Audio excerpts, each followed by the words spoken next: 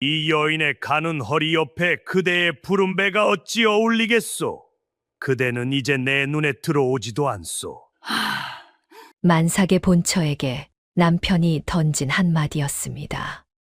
첩을 들인 지 석 달, 점쟁이의 한마디에 시아버지도 남편도 첩의 손바닥 위에 있었고, 본처는 그날 밤 첩이 직접 들고 온 약사발까지 받아들어야 했지요.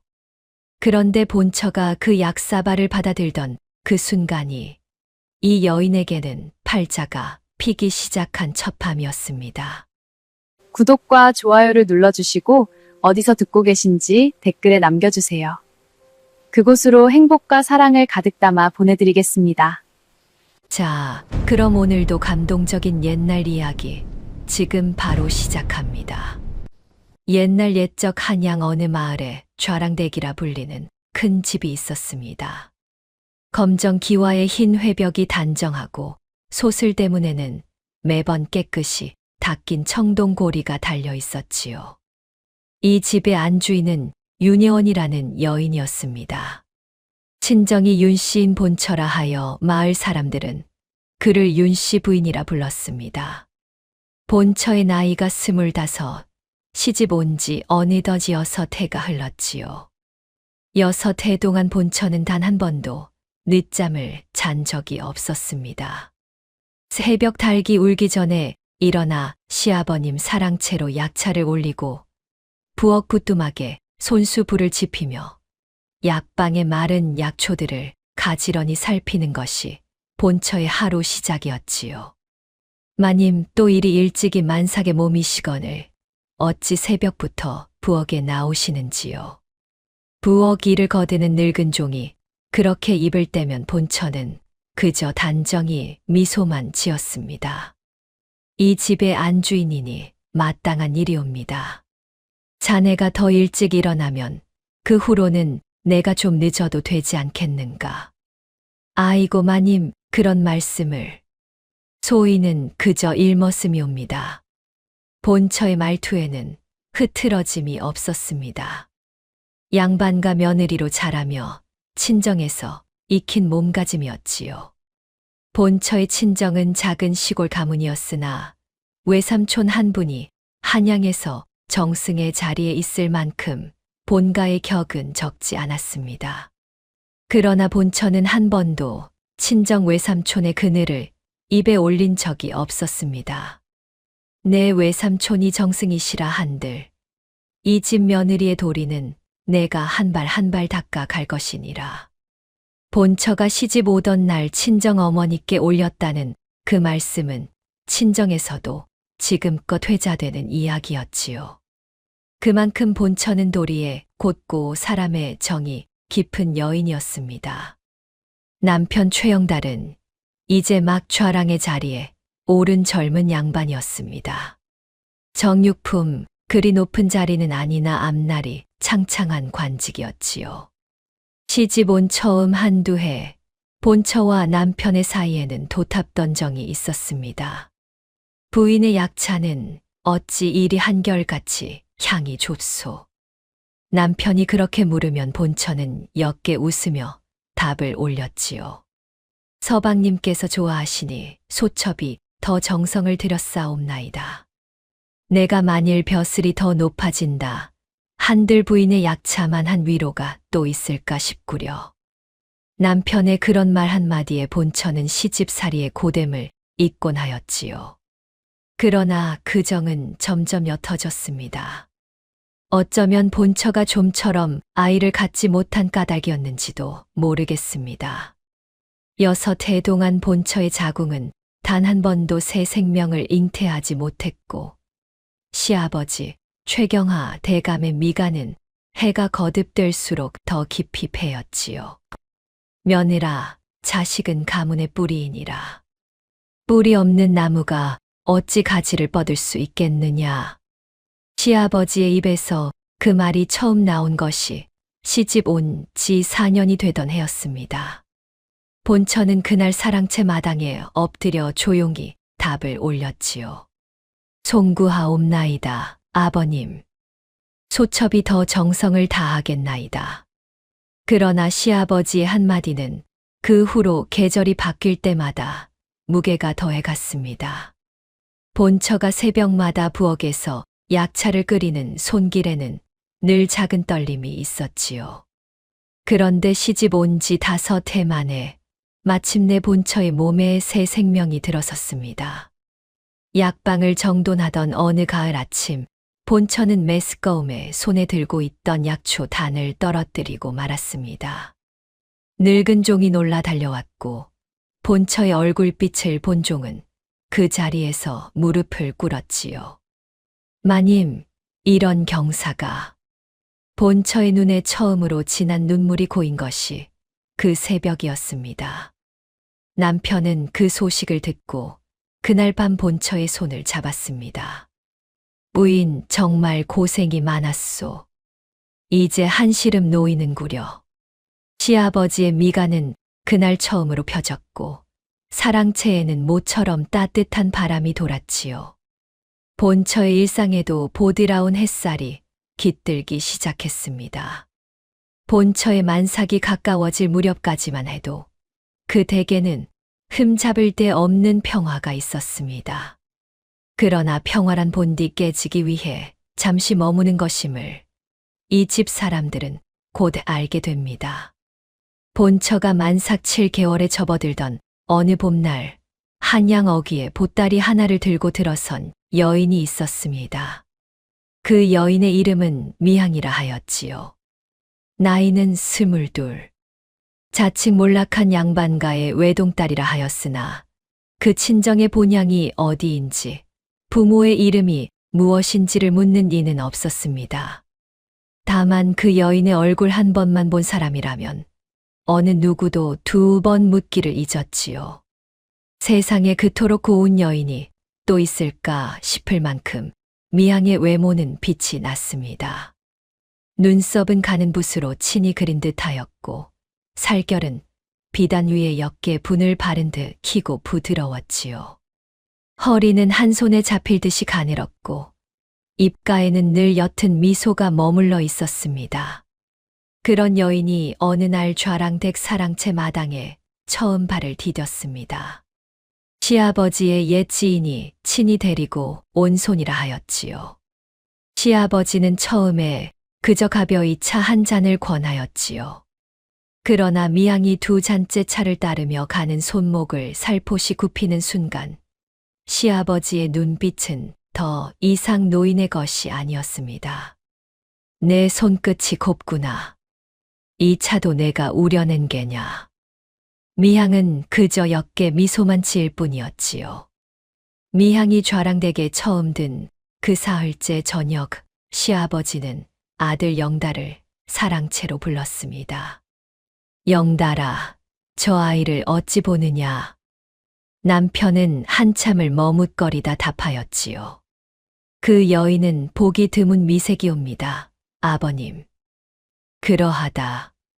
한낱 미색만이 아니라 몸가짐에도 흐트러짐이 없지 않더냐. 가문에 두면 자네에게도 좋은 위로가 될 게야. 하오나 부인이 만삭이옵나이다. 남편의 말끝이 흐려졌습니다. 시아버지는 흰 수염을 한 번 쓸어내렸지요. 만삭은 만삭이고 첩은 첩이니라. 본처가 자식을 낳는다고 가문이 그것 하나로 풍요로워지는 것이 아니야. 한 핏줄이라도 더 두는 것이 가문을 위한 길이니라. 남편은 더 이상 답을 올리지 못했습니다. 미향이 별당에 자리를 잡은 것은 그로부터 닷새 후의 일이었습니다.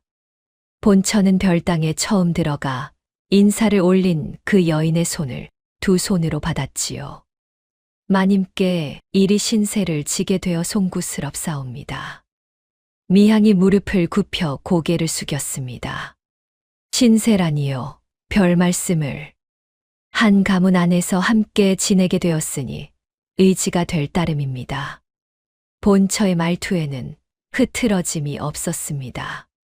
미향은 옅게 미소를 지었지요. 마님께서 그리 너그러이 받아주시니 소첩은 더 몸둘 바를 모르겠나이다. 여기 좌랑댁의 도리는 평안하답니다. 어려운 일이 있거든 소첩에게도 일러 주십시오. 본처의 말끝에 미향은 잠시 고개를 들었습니다. 두 여인의 눈빛이 짧게 마주쳤지요. 미향의 눈동자는 가을 호수처럼 맑았으나 본처는 그 호수의 깊이를 잘 가늠하지 못했습니다.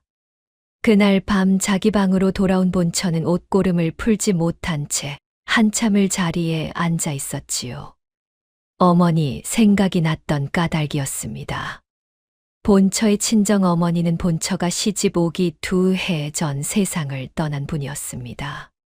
약초를 잘 다루던 어머니였지요. 본처가 부엌에서 약차를 끓이는 솜씨, 약방에서 마른 풀들을 분간하는 안목, 그 모두가 친정 어머니께서 일러주신 것들이었습니다. 어머니께서는 본처에게 약초의 이름과 효능만을 가르치신 것이 아니었습니다. 약초 단을 묶으시던 어느 늦여름 저녁, 어머니께서 본처에게 들려주신 한마디가 있었지요. 예원아, 사람의 운명이란 무엇이라 생각하느냐. 본처가 그때 17이었습니다. 어머니의 무릎 옆에 단정히 앉아 본처는 고개를 기울였지요. 점쟁이의 입에 달린 것이 아닌가요? 본처가 그리 묻자 어머니는 한참을 웃으셨습니다. 그러고는 마른 약초 한 줄기를 손가락으로 들어 보이셨지요. 보아라, 예원아. 이 풀 한 줄기는 들에 그저 자랐다. 누군가는 발로 밟고 지나갔을 것이고 누군가는 베어 버렸을 게다. 그러나 어미가 이 풀을 손에 거두니 풀은 약이 되었느니라. 어머니의 목소리는 낮고 단단했습니다. 운명이란 점괘에 달린 것이 아니라 거두는 손에 달린 것이니라. 점쟁이가 무어라 하든 그 입의 말이 너의 운명을 정하는 것이 아니야. 내가 어떻게 거두느냐, 그것이 너의 운명을 만드는 것이지. 본처는 작게 물었습니다. 어머니, 그러면 점쟁이의 말은 모두 거짓이옵니까?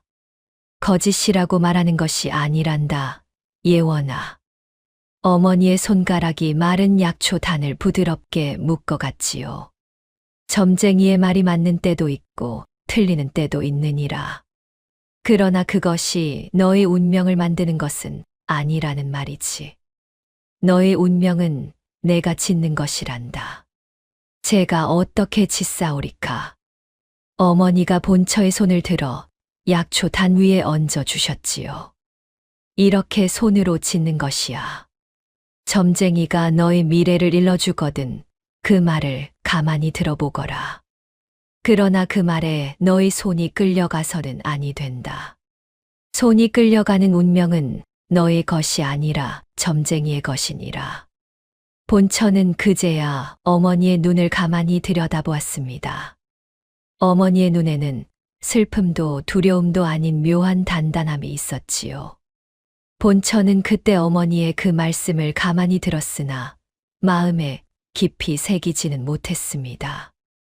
17의 본처에게는 그저 어머니의 예시 이야기처럼만 들렸지요. 어머니가 떠나신 후 본처는 그 말씀을 종종 떠올렸습니다. 그러나 곧 잊기를 반복하였지요. 시집살이의 도리와 양반과 며느리의 격식, 그 모든 것이 머리에서 어머니의 가르침을 밀어내곤 했습니다. 그런데 미양이 별당의 자리를 잡은 그 봄밤, 본처의 마음 한구석에서 잊고 있던 어머니의 음성이 다시 울려왔습니다. 운명이란 거두는 손에 달린 것이니라. 본처는 자기 손바닥을 가만히 들여다보았지요. 만삭의 푸른 배 위에 놓인 그 손은 작고 가늘었지만 손가락 끝에는 약초를 다루던 단단한 굳은 살이 잡혀 있었습니다. 본처는 그날 밤 작게 중얼거렸습니다. 어머니, 이 손이 무엇을 거두게 될까요? 본처의 눈에 옅은 물기가 비쳤지요. 그러나 본처는 곧 옷고름을 풀고 자리에 누웠지요. 만삭의 몸이 무거웠으나 본처의 잠은 평온했습니다.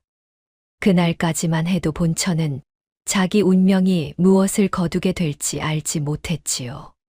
그런데 그 곰밤이 채 2달이 지나지 않아 좌랑댁에는 본처가 한 번도 들어본 적 없는 이야기 한 자락이 떠돌기 시작했습니다. 미향이 별당에 자리를 잡은 그 봄밤이 지나고 좌랑댁의 새 일상은 그야말로 묘하게 흘러갔습니다.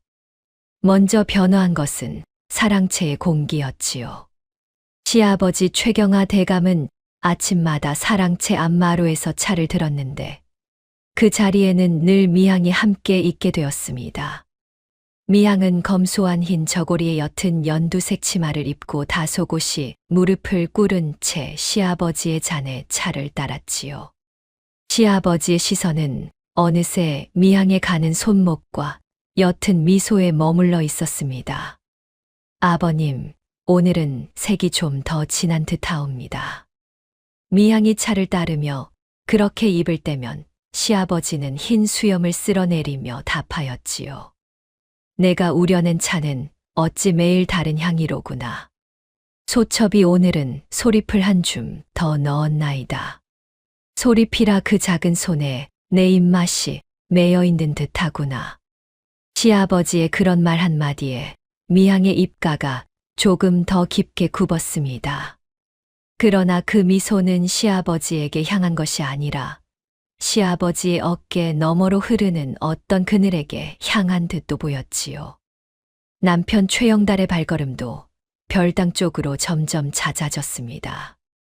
처음에는 부엌에서 본처와 마주 인사를 나누고 사랑채로 들었으나 어느 날부터인가 부엌을 비켜 별당 쪽으로 곧장 향하기 시작하였지요. 본처가 부엌 문 앞에서 인사를 올려도 남편은 한 번 돌아보지 않는 날이 이어졌습니다. 서방님, 진지는. 본처가 그렇게 입을 떼면 남편은 어깨 너머로 짧게 답을 던졌지요. 별당에서 들겠소. 본처는 그 말 끝에 더 이상 묻지 못했습니다. 다만 부엌에 늙은 종이 쥐고 있던 국자가 슬며시 떨리는 것을 본처는 알아채었지요. 마님. 늙은 종이 작게 입을 떼면 본처는 옅게 미소만 지을 뿐이었습니다. 괜찮네. 가문의 일이니라. 본처의 말에는 흐트러짐이 없었지요. 그러나 그 밤 본처가 약방에 홀로 들어가 마른 약초를 손에 들었을 때 약초의 끝이 옅게 떨리는 것을 본 사람은 없었습니다. 미향이 좌랑댁에 든 지 한 달이 채 되지 않아 사랑채에 새 손이 하나 더 들었지요. 박씨 점쟁이라 하는 사람이었습니다.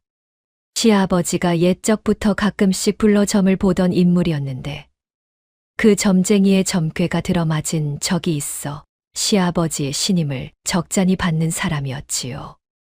박씨 점쟁이는 회색 도포를 단정히 입고 한쪽 눈이 흐릿한 노인이었습니다. 그가 처음 사랑채에 들었을 때는 그저 시아버지의 운수만을 보고 갔지요. 그러나 두 번째로 든 날 시아버지가 차담 자리에서 무심코 그에게 한 가지를 물었습니다. 이 늙은 가문에 새 핏줄이 들어선다고 들었네.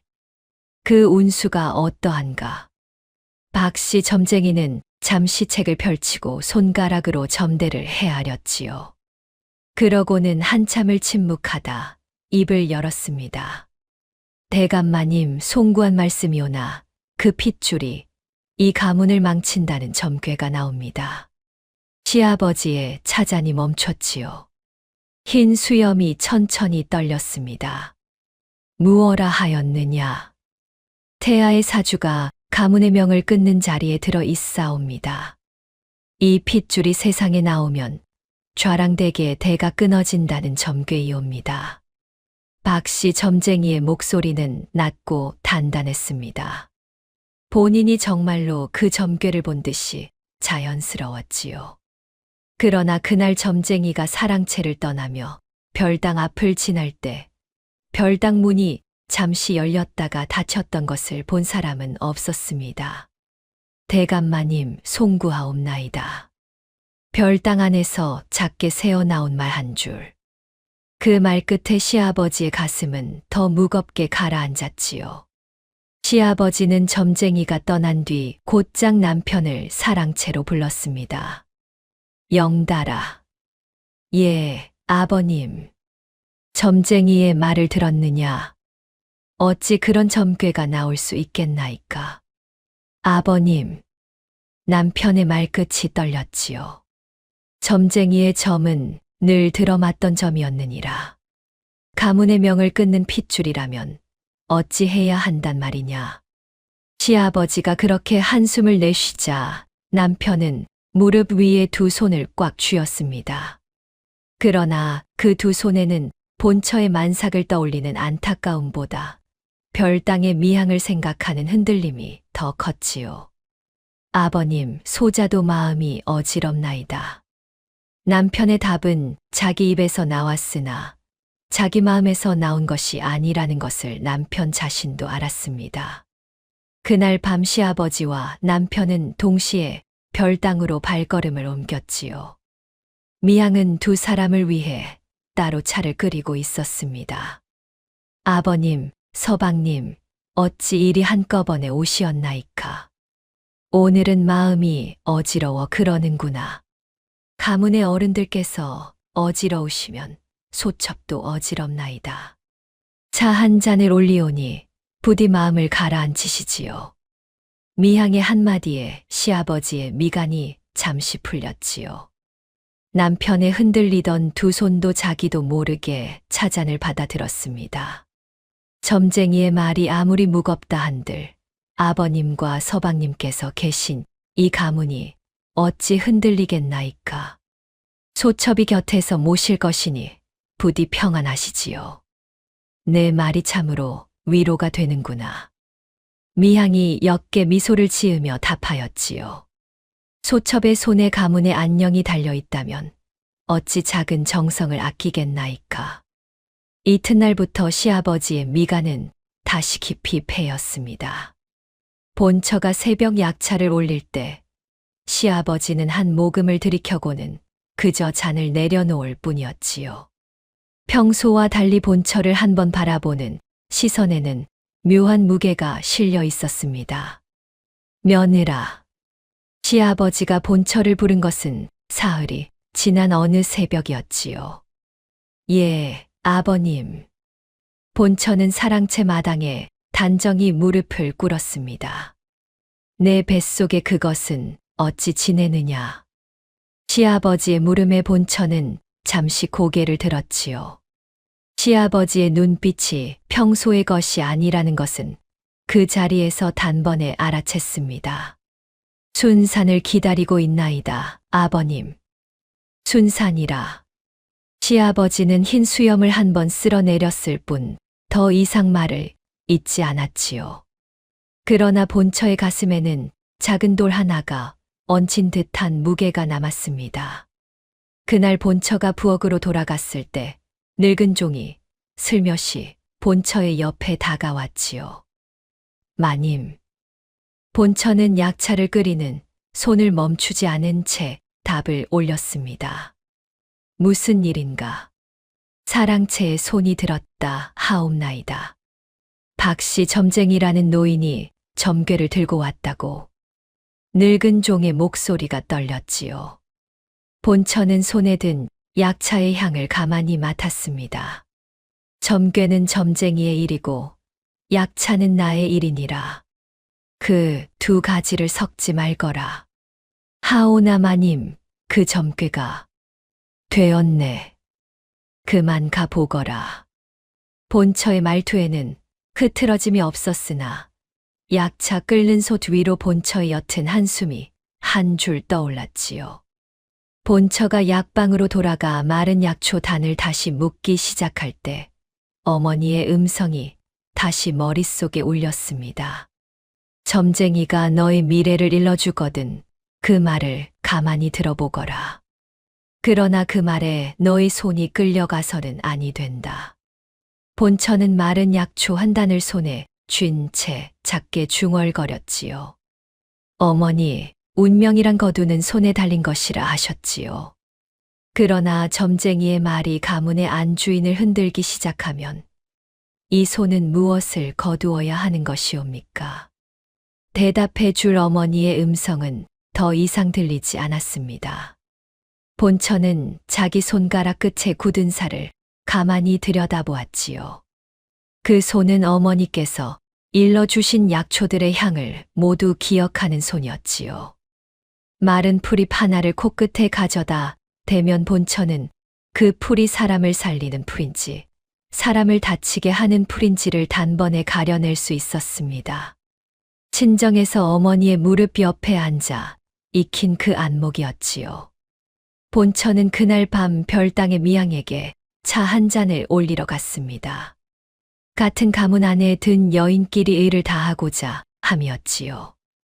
마님, 어서 오시옵소서. 미향이 별당 문을 열어 본처를 맞이하였습니다. 본처는 잔을 내려놓고 미향의 옆에 단정히 앉았지요.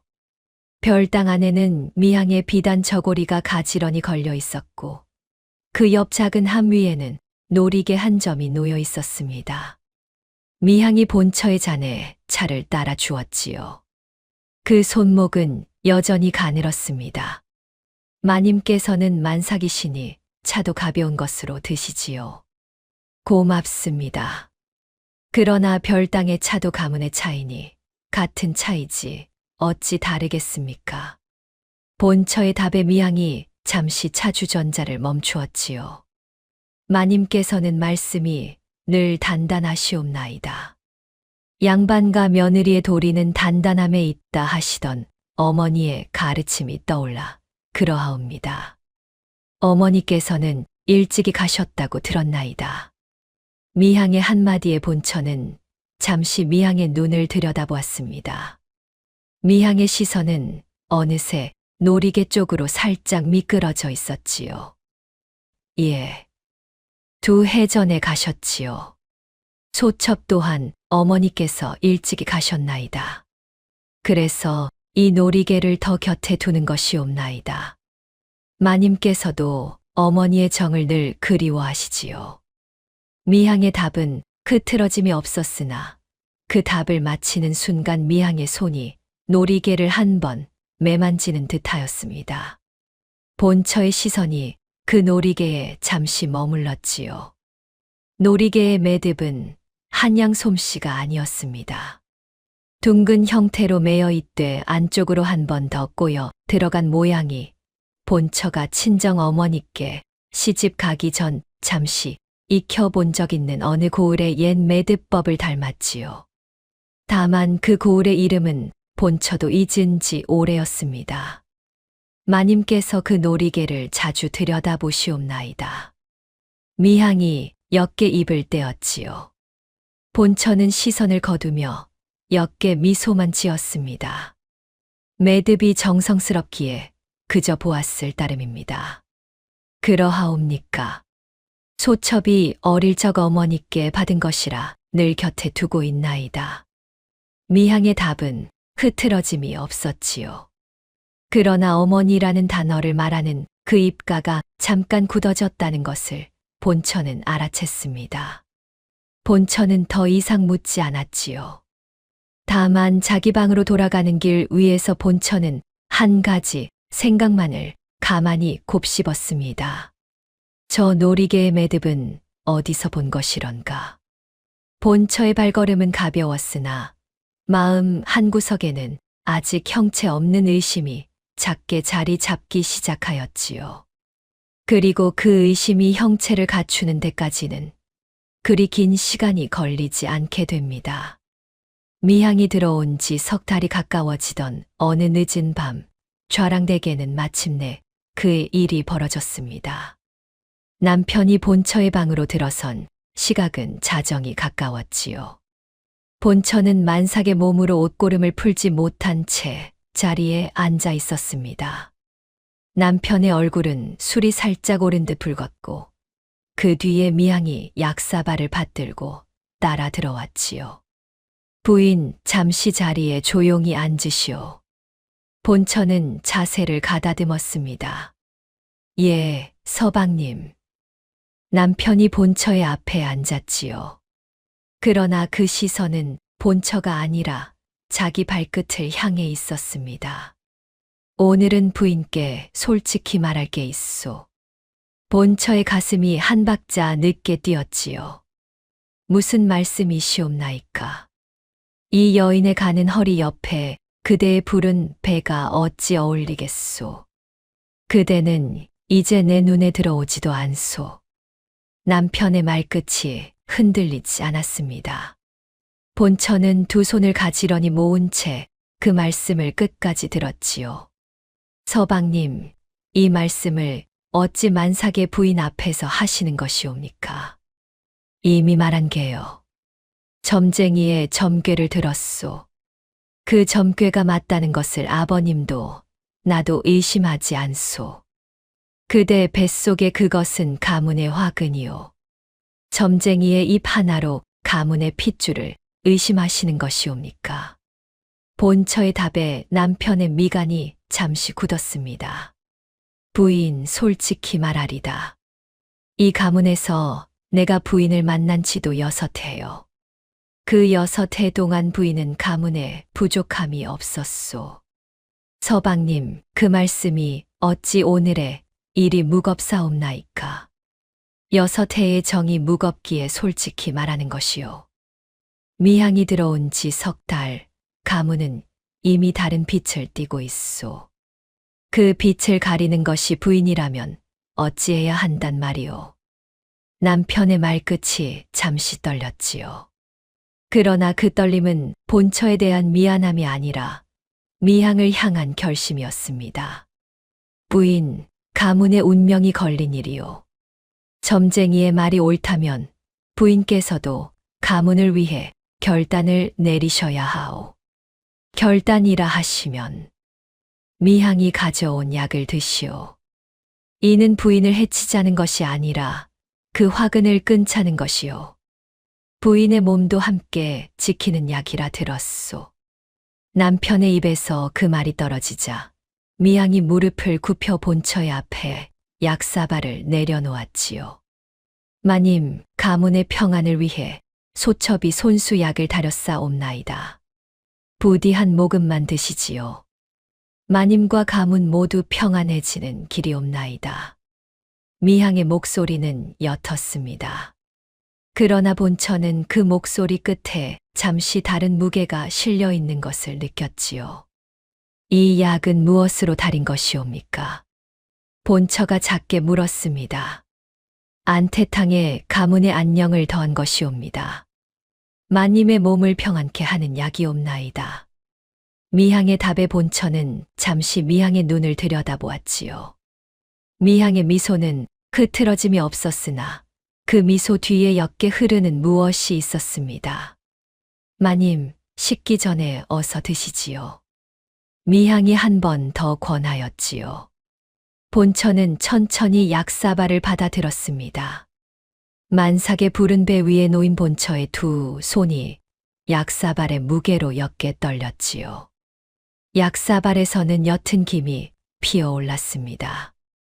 본처가 약사발을 두 손에 받은 그 순간 무엇인가 잘못되었다는 것을 알아챘지요. 코끝에 닿은 향이 평소의 안태탕이 아니었습니다. 안태탕에는 당귀와 작약, 그리고 약간의 인삼이 들어가는 것이 본디 법이었지요. 그러나 이 약사발에서 올라오는 향에는 그 어떤 약초의 향도 없었습니다. 이 매캐한 끝의 향은 부자이옵니다. 본처가 마음속으로 그 이름을 가만히 짚었지요. 친정 어머니께서 일러주셨던 그 풀잎의 향이었습니다. 한 줌이면 사람을 살리는 약이 되었으나 두 줌이 넘어가면 사람의 숨을 끊는 독이 되는 풀. 그리고 본처의 코끝에 닿은 그 향은 결코 한 줌의 향이 아니었지요. 본처의 손가락 끝이 잠시 굳었습니다. 가슴 한가운데가 뜨거워지면서 만삭의 배 안쪽에서 태아가 작게 움직이는 것이 느껴졌지요. 마님, 어찌 망설이시옵나이까. 미향의 목소리가 옆에서 옅게 흘렀습니다. 본처는 천천히 미향의 눈을 들여다보았지요. 잠시 이 약의 향을 잠시 더 맡고자 하옵나이다. 미향의 미소가 다시 옅게 굳었지요. 남편이 보다가 손을 들었습니다. 부인, 망설이지 마시오. 한 모금이면 끝나는 일이오. 이 약 안태탕이 아니지 않사옵니까? 본처가 잔잔히 묻자 미향의 미소가 한 박자 굳었습니다. 마님, 무슨 말씀이시옵나이까? 소첩이 손수 달인 약이옵나이다. 안태탕에는 당귀와 작약의 향이 있소이다. 이 약에는 그 향이 없습니다. 본처의 말끝에 남편이 미향을 잠시 돌아보았지요.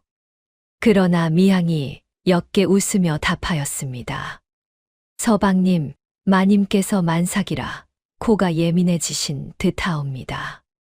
약초의 향은 다리는 사이에 옅어지는 법이지요. 어찌 만삭의 마님께서 약초의 향을 가려내실 수 있겠나이까. 남편이 잠시 망설이다가 본처를 다시 돌아보았습니다. 부인, 미향의 말이 일리가 있소. 만삭의 몸이라 향이 다르게 느껴질 수도 있소. 본처의 가슴이 더 무겁게 가라앉았지요. 머릿속에 어머니의 음성이 다시 울렸습니다. 운명이란 점괘에 달린 것이 아니라 거두는 손에 달린 것이니라. 그 말에 너희 손이 끌려가서는 아니 된다. 본처는 두 눈을 잠시 감았지요. 어머니의 무릎 옆에 앉아있던 17의 자기 모습이 떠올랐습니다. 그리고 어머니의 단단한 눈빛도. 본처는 두 눈을 떴지요. 서방님, 아버님께 한 말씀만 올리고 싶사옵나이다. 본처가 잔잔히 말하자 남편이 흠칫 본처를 바라보았습니다. 무어라. 이 약을 마시기 전에 마지막으로 아버님께 인사를 올리고 싶나이다. 가문의 며느리로서 마지막 도리이옵니다. 본처의 말투에 흐트러짐이 없었지요. 남편이 잠시 망설였습니다. 그러나 미향이 옅게 미소를 지으며 답하였지요. 서방님, 마님의 말씀이 옳으십니다. 마지막 도리를 다하시게 잠시 사랑채에 다녀오시지요. 소첩은 마님 곁에 함께 있겠나이다. 아니옵니다. 소첩이 다소곳이 마음을 가다듬을 시간을 잠시 주시지요. 곧 사랑채로 따라가오리다. 본처의 답에 미향의 미소가 한 박자 다시 굳었습니다. 그러나 남편이 이미 일어선 후였지요. 잠시 마음을 가다듬으시오, 부인. 곧 따라오시오. 남편이 미향에게 손짓을 보내었습니다. 미향이 잠시 망설였으나 결국 남편의 뒤를 따라 자리에서 일어났지요. 두 사람이 본처의 방을 나가는 순간 본처의 시선이 미향의 옷섭 끝에 머물렀습니다. 거기에는 작은 놀이개가 옷고름에 매여 있었지요. 미향이 자리에서 일어서며 옷고름이 옅게 흔들렸을 때 그 놀이개가 옷고름에서 풀려 본처의 방 마룻바닥에 살짝 떨어진 것이었습니다. 미향은 알지 못했지요. 본처는 알아챘지만 그 자리에서 일어서지 않았습니다. 이 놀이개를 두고 갔구나. 본처가 작게 중얼거렸지요. 그러나 본처는 곧 입을 다물었습니다. 사랑채로 향하는 두 사람의 발걸음 소리가 멀어질 때까지 본처는 조심스레 앉아 있었지요. 방 문이 닫혔습니다. 본처는 그제야 자리에서 일어났지요. 약사발을 들어 마룻바닥의 작은 틈으로 약을 쏟아 부었습니다. 약은 마룻바닥 밑으로 소리 없이 흘러 들어갔지요. 이 약은 내가 마실 약이 아니라 마룻바닥이 마실 약이로구나. 본처가 작게 혼잣말을 흘렸지요. 본처는 빈 약사발을 다시 자리에 내려놓고는 마룻바닥에 떨어진 놀이개를 주었습니다. 놀이개의 매듭이 손바닥에 닿는 순간 본처는 마침내 그 매듭의 정체를 알아챘지요. 이것은 본처가 잊고 지냈던 그 고을의 옛 매듭법이었습니다. 그러나 이 매듭은 단순한 시골 솜씨가 아니라 어느 가문의 표식과도 같은 것이었지요. 본처의 친정 어머니께서 시집 오기 전 잠시 그 가문의 안주인과 친분이 있었다 하시던 그 가문의 옛 표식이었습니다. 지금은 멸문된 정씨 가문에 본처의 가슴이 한 박자 멈추었지요. 어찌 그 가문의 놀이개가 미향의 손에 본처가 작게 중얼거렸지요. 그러나 답을 곱씹을 시간은 본처에게 남아있지 않았습니다. 본처는 놀이개를 옷서 반쪽에 감추었지요. 그러고는 만삭의 몸을 일으켜 옷장을 열었습니다. 옷장에서 본처의 손이 친정 어머니의 옛 놀이개를 매만졌지요. 어머니, 이 놀이개도 함께 가지고 가오리다. 본처가 작게 빌었습니다. 무명 보따리 하나를 꺼내 어머니의 놀이개와 약초 몇 탄을 보따리에 담았지요. 부엌을 지나 소슬대문 쪽으로 향하는 길에 본처는 마침 새벽 부엌으로 나서던 늙은 종과 마주쳤습니다. 마님, 이 새벽에 어디로? 늙은 종의 눈이 본처의 보찜에 머물렀지요. 내가 잠시 친정에 다녀와야겠네. 누가 묻거든 모른다 하시게. 마님, 만삭의 몸으로 어찌. 이 손이 거두어야 할 것이 친정에 있네. 자네는 본 적이 없다 하시게. 부탁이네. 본처의 말투는 흔들리지 않았습니다. 늙은 종이 잠시 본처의 눈을 들여다보았지요. 그러고는 깊이 고개를 숙였습니다. 마님, 부디 몸 보전하시옵소서. 소인은 마님을 뵙지 못한 것으로 하겠나이다. 다만 만삭의 몸에 새벽 길이 험할 것인데 어디로 가시는지만이라도 일러주시지 않으시겠나이까. 내 친정 외삼촌 댁이네. 한나절이면 닿을게야. 자네는 모른 것으로 하시게. 외삼촌 댁이라 하시면 정승가가 아니옵나이까. 그러하네. 다만 이 새벽 일을 누구에게도 말하지 말게. 부탁이네. 예, 마님. 소인의 입은 단단히 닫겠나이다. 고맙네. 본처가 새벽 달기 막 한 번 울기 시작한 시각, 좌랑댁의 소슬대문 앞에서 잠시 멈춰 섰지요. 본처는 만삭의 배를 한 번 가만히 어루만졌습니다. 가자꾸나. 이 손이 너를 거두어야 한다.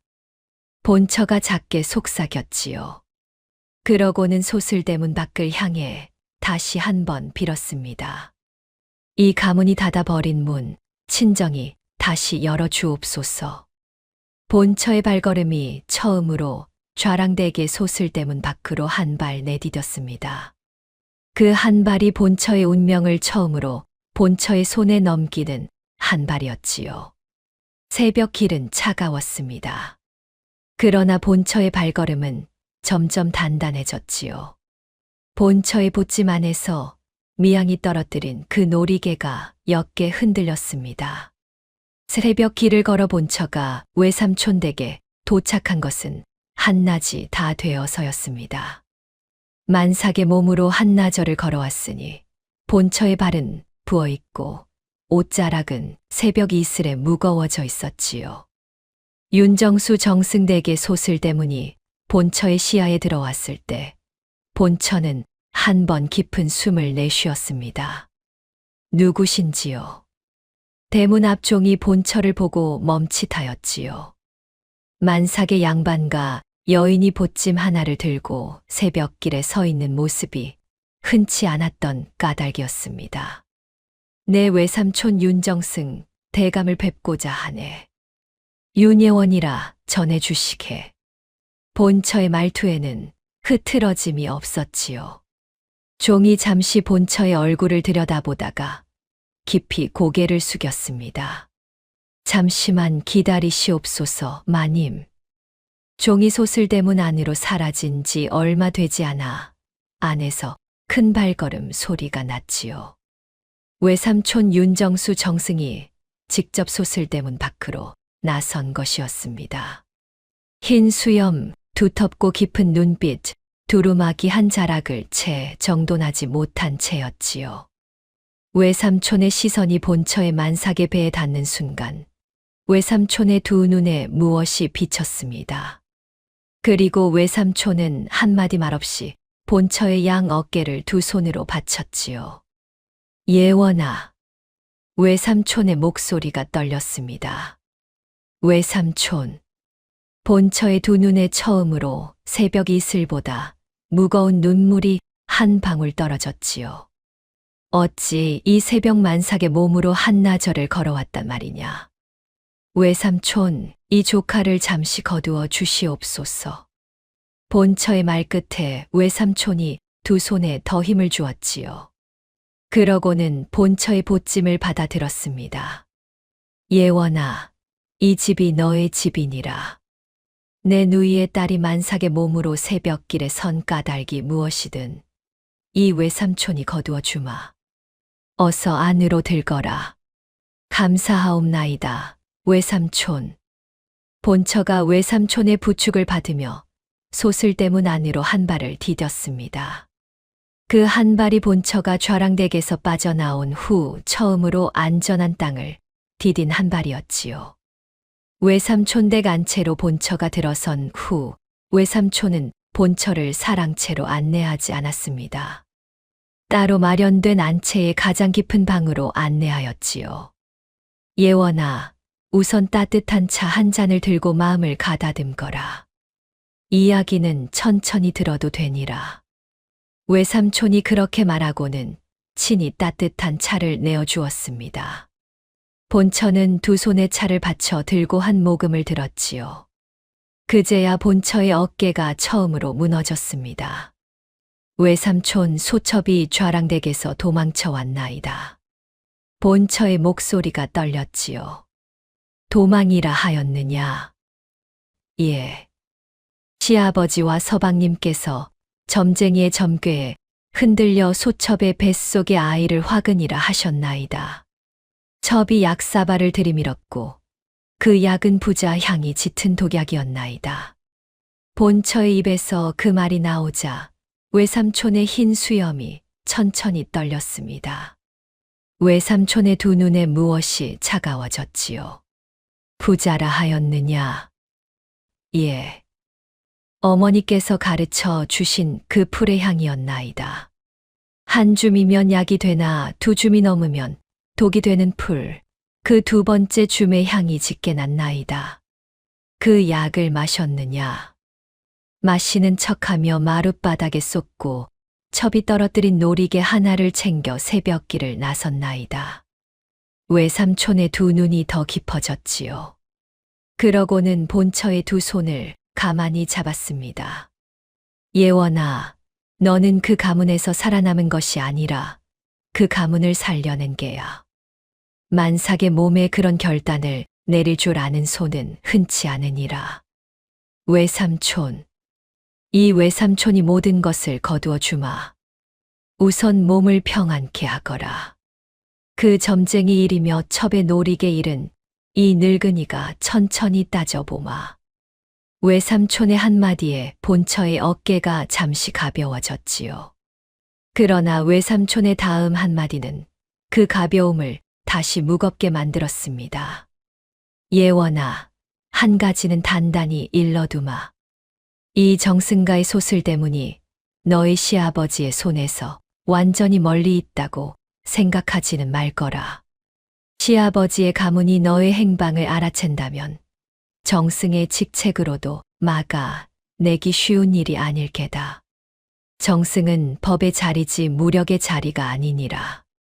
외삼촌, 이 사이에 무엇이 일어나든 너의 첫 손은 너 자신을 거두는 손이어야 한다.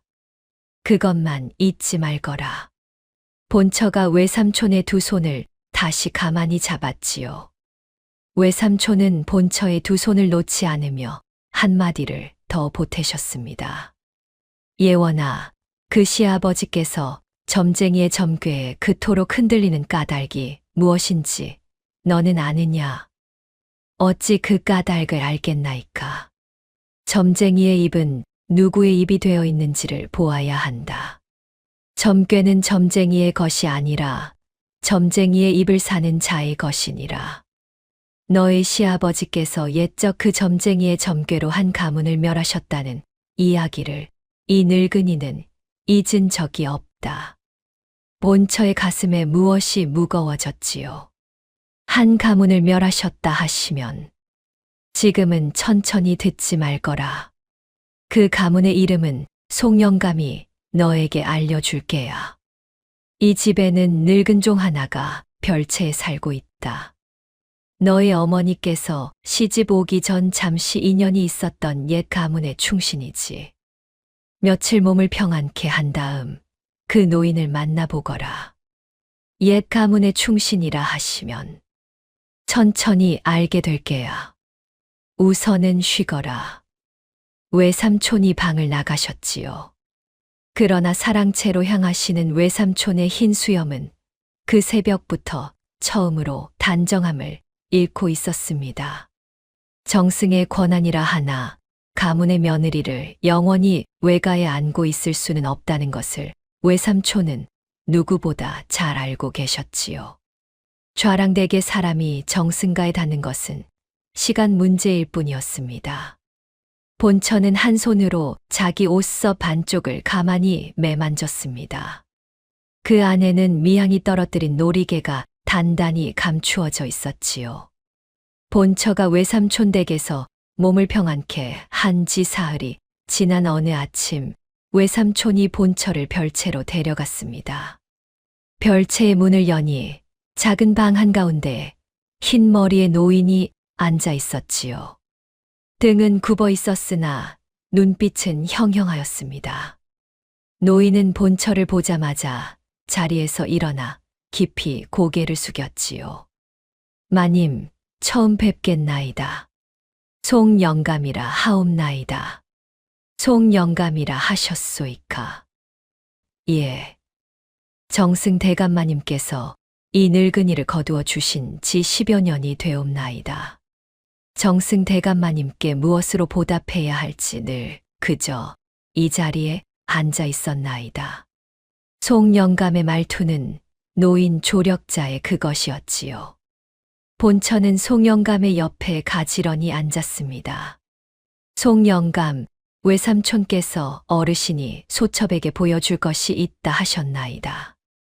마님께서 무엇을 가지고 오셨는지부터 보여주시지요. 송영감의 한마디에 본처는 잠시 송영감의 눈을 들여다보았지요. 그 눈빛은 평온하였으나 깊었습니다. 본처는 옷서 반쪽에서 첩이 떨어뜨린 놀이개를 꺼내었지요. 송영감의 두 손이 놀이개를 받아들었습니다. 송영감의 손이 옅게 떨리는 것을 본처는 알아챘지요.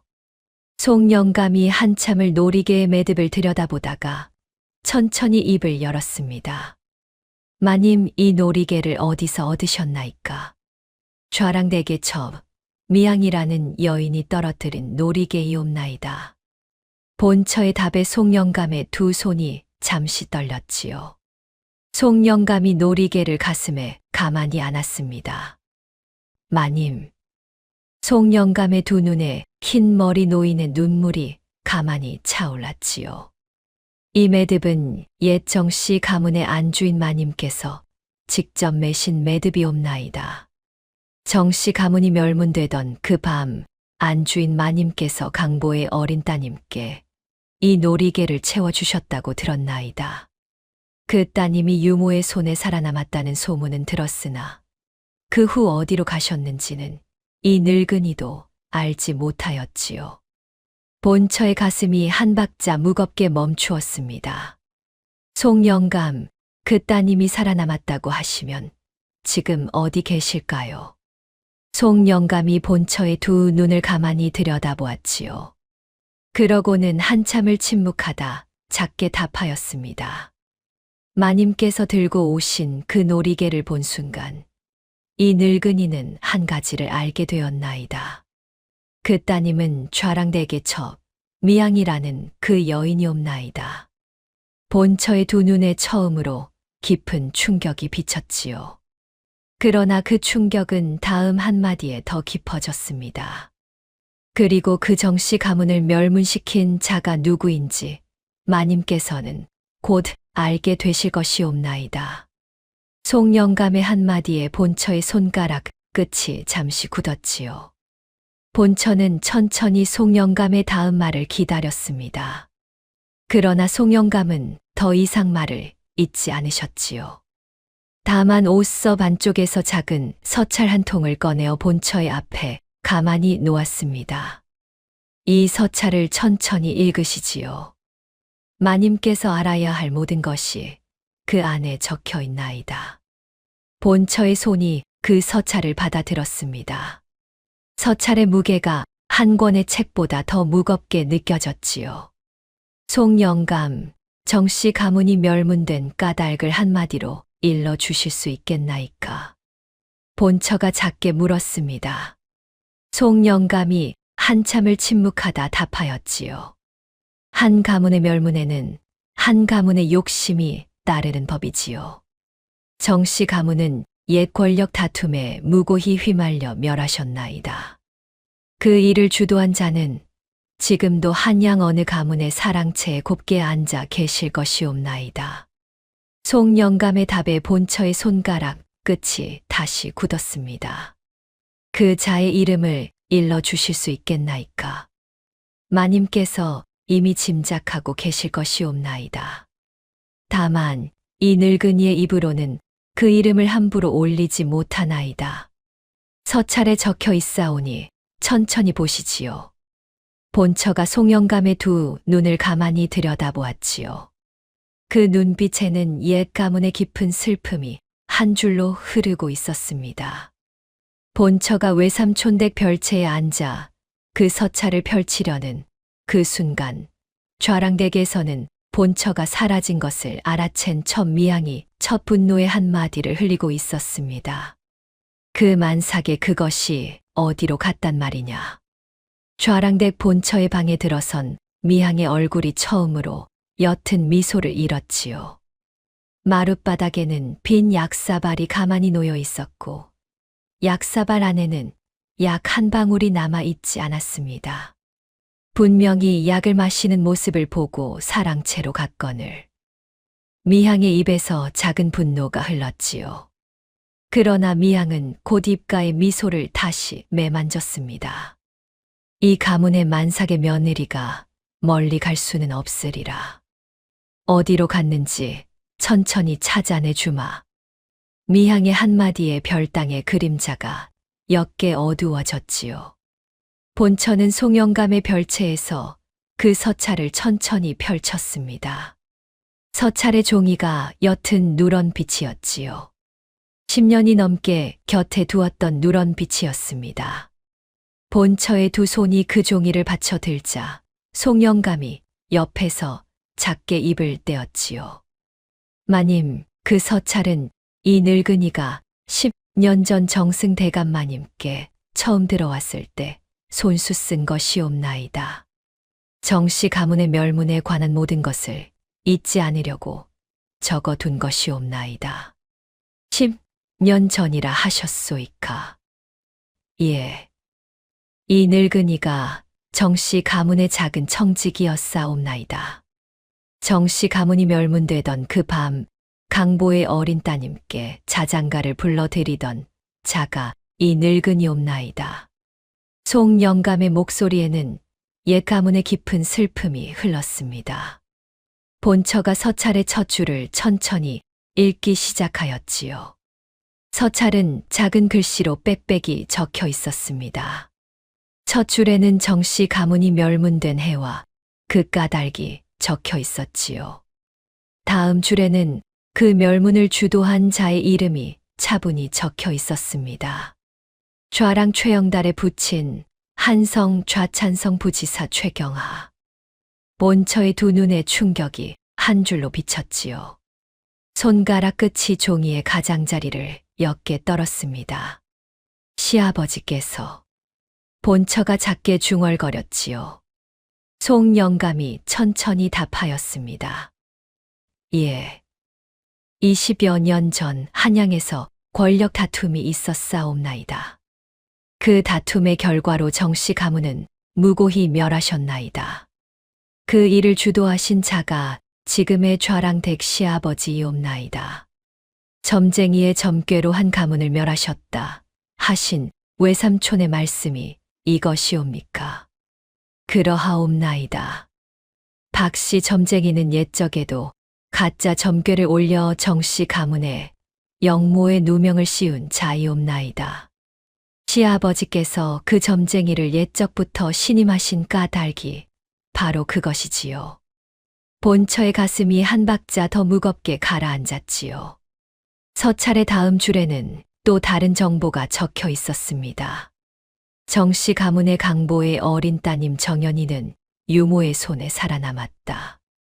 정씨 가문의 옛 충신들이 비밀리에 그 따님을 거두어 키웠다. 정연이. 본처가 그 이름을 작게 중얼거렸지요. 송영감이 역게 고개를 끄덕였습니다. 예. 좌랑댁의 첫 미향, 그 여인의 본명이 정연이옵나이다. 정씨 가문의 마지막 후손이지요. 그러면 미향이 자기 가문의 원수의 가문에 첩으로 들어왔단 말이옵니까? 그러하옵나이다. 가문의 대를 끊고 가문의 자리를 자기 손에 넣는 것이 그 여인의 복수이옵나이다. 마님의 태아가 가문의 후계가 되면 그 복수는 영원히 막히는 것이지요. 본처의 두 눈이 깊어졌지요. 그러나 그 눈빛에는 분노보다 무엇이 더 무거웠습니다. 옛 가문의 후손인 그 여인의 슬픔, 그리고 그 슬픔이 만들어낸 칼날. 미향 그 여인의 사연을 듣고 보니 한 가문의 무게가 한 여인의 어깨에 얼마나 무겁게 얹혀 있었는지 보이옵니다. 본처가 작게 답하였지요. 그러나 마님. 송영감이 차분히 입을 떼었습니다. 그 여인의 복수가 정당하다 하여도 그 칼날이 만삭의 본처와 태어나지 않은 핏줄을 향했다면 그 또한 죄이옵나이다. 한 가문의 멸문에 다른 가문의 무고한 핏줄을 더하는 것은 복수가 아니라 또 하나의 죄이지요. 그러하옵니다. 본처는 잠시 침묵하였습니다. 서찰의 다음 줄에는 한 가지가 더 적혀 있었지요. 박씨 점쟁이가 매수된 증거 점쟁이가 미양에게 보낸 답서 한 통이 박씨 점쟁이의 집 사랑채에 보관되어 있을 것이라 함. 본처가 그 줄을 다시 한번 읽고 송영감을 돌아보았지요. 박씨 점쟁이가 미양에게 점괘를 올리고 받은 살해 답서가 점쟁이의 사랑채에 굳게 보관되어 있다는 사실을 외삼촌께 알려야 한다는 결심이었습니다. 본처가 자리에서 일어서려 하였지요. 그러나 송영감이 본처의 손을 가만히 잡았습니다. 마님, 한 가지 더 들으시지요. 송영감이 본처의 두 눈을 깊이 들여다보았지요. 이 늙은이가 정씨 가문에서 어린 정연이께 불러들이던 자장가가 한 줄 있나이다. 그 자장가는 정씨 가문의 안주인 마님께서 직접 지으신 것이옵나이다. 정연이께서 그 자장가를 기억하고 계실지 잊으셨을지 이 늙은이도 알지 못하나이다. 다만 그 자장가가 정연이와 이 늙은이를 잇는 한 줄이옵나이다. 송영감이 옅은 목소리로 그 자장가의 한 구절을 본처에게 들려주셨지요. 자장가의 가락은 옛 정씨 가문의 안주인이 강보의 어린 따님께 불러주시던 옛 가락이었습니다. 하늘은 하나요. 별은 무수히 많아도 어머니의 품은 오직 하나로구나. 송영감의 목소리가 옛 정씨 가문의 안주인 마님의 목소리를 잠시 되살린 듯하였지요. 본처가 잠시 두 눈을 감고 그 가락을 마음에 새겼습니다. 이 자장가가 미양의 가슴 한구석에 살아있다면 그 여인의 칼날이 한 박자 늦추어질 수 있을 것이옵나이다. 송영감의 말끝에 본처가 그 자장가의 가락을 가만히 외워두었지요. 본처가 송영감의 별채를 나서 외삼촌의 사랑채로 들었을 때 외삼촌은 이미 자리에서 일어나 한양 쪽으로 사람을 보내실 채비를 마치고 계셨습니다. 예원아, 송영감에게서 모든 것을 들었느냐? 예, 외삼촌. 좌랑대개 시아버지가 옛정씨 가문 멸문을 주도하셨고 첫 미향이 그 가문의 마지막 후손이옵나이다. 박씨 점쟁이의 사랑채에 매수 답서가 보관되어 있다 하옵나이다. 그 답서를 확보해야 하느니라. 외삼촌이 흰 수염을 한번 쓸어내리셨지요. 내 친히 한양으로 떠나 박씨 점쟁이의 사랑채에서 그 답서를 직접 확보하리라. 점쟁이의 입에서 자백을 받을게야. 외삼촌 친히 가시기는 위험하옵나이다. 시아버지의 가문이 알아채면 이 외삼촌은 정승이니라. 정승의 직책으로 점쟁이의 집을 단정히 한 번 방문하는 것이지. 시아버지의 가문이 알아채기 전에 답서를 확보하면 된다. 외삼촌의 결의는 단단하였지요. 본처가 외삼촌의 두 손을 잡았습니다. 외삼촌, 부디 무사히 다녀오시지요. 걱정 말거라. 너는 이 집 안채에서 단정히 몸을 평안케 하거라. 송영감이 너를 곁에서 지킬게야. 송영감이 외삼촌의 행차에 한마디를 보태었지요. 정승 대감마님, 점쟁이의 사랑채는 동대문 안쪽이옵나이다. 그 사랑채 깊은 곳에 작은 함이 있고 답서는 그 함 속에 있을 것이옵나이다. 외삼촌이 흰 수염을 한 번 더 쓸어내리셨습니다. 점쟁이의 입을 치니 10개 하리라는 단호한 결의가 외삼촌의 두 눈에 비쳤지요. 외삼촌이 사랑채를 떠나신 그 오후 정승과 청지기가 작은 서찰 한 통을 들고 안채로 들었습니다. 마님, 좌랑대개 종이라 하는 자가 소슬대문 앞에 잠시 들러 이 서찰을 두고 갔다 하옵나이다. 마님께서 이 댁에 머무르고 계시면 전해달라 하였다 하옵나이다. 본처가 그 서찰을 받아들었지요. 봉투에는 좌랑대개 표식도 보낸 이의 이름도 없었습니다. 다만 봉투 안쪽에서 가는 글씨 한 줄이 본처의 눈에 들어왔지요. 마님, 만삭의 몸으로 어디까지 가셨는지 곧 알아낼 것이옵나이다. 양반가의 며느리께서 갈 곳은 한정되어 있지 않나이까. 가문의 며느리 자리는 비어 있지 않사옵니다. 빈자리는 곧 채워질 것이옵나이다. 그리고 마님과 그 핏줄의 자리는 이 가문에 영원히 없을 것이옵나이다. 본처의 손가락 끝이 잠시 굳었습니다. 글씨는 미향의 것이었지요. 다정한 어투의 가면 뒤에 처음으로 칼날이 단정히 드러나 있었습니다. 이 여인이 이 가문에 영원히 자리하려는 마음을 친히 적어 보냈구나. 본처가 작게 중얼거렸지요. 그 서찰 한 줄의 본처가 외삼촌 댁에서 누리던 짧은 평안이 처음으로 흔들렸습니다. 본처는 그 서찰을 옷서 반쪽에 단정히 감추었지요.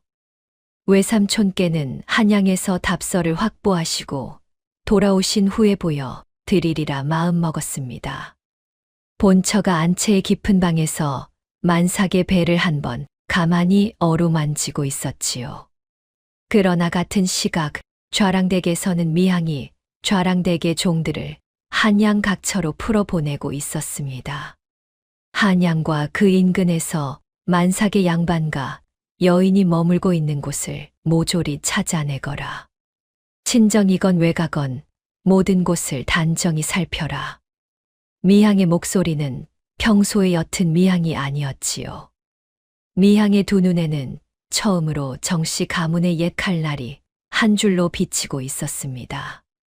마님께서 어디 계신지 알아내거든 즉시 별당에 알리거라. 누구에게도 말해서는 아니 된다. 예, 마님. 좌랑댁의 종들이 사방으로 흩어졌지요. 미향이 별당의 문을 닫으며 작게 중얼거렸습니다. 이 가문의 마지막 마디는 내 손에 있다. 만삭의 며느리 하나가 어찌 내 손을 벗어날 수 있겠는가. 미향의 한마디에 별당의 그림자가 더 깊이 어두워졌지요. 그리고 같은 오후 외삼촌의 가마는 한양 쪽으로 단단히 향하고 있었습니다. 본처가 진실을 안 것은 가짜 승리였지요. 그러나 그 승리는 아직 위태로웠습니다.